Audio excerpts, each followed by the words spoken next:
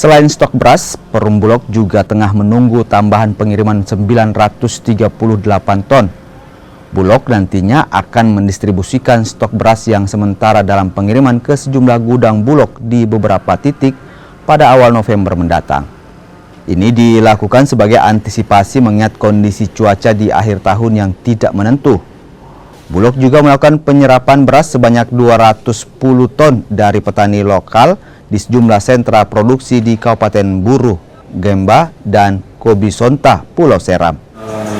Sangat cukup sampai dengan akhir tahun, sampai dengan bulan Desember 2024. Dan kami sudah mensiasati untuk stok nanti yang dalam perjalanan itu, kami berharap nanti di bulan November awal atau di Oktober itu, stok yang masih dalam perjalanan itu insya Allah sudah kita masukkan di wilayah kerja Bulog Kamil Maluku dan Maluku Utara.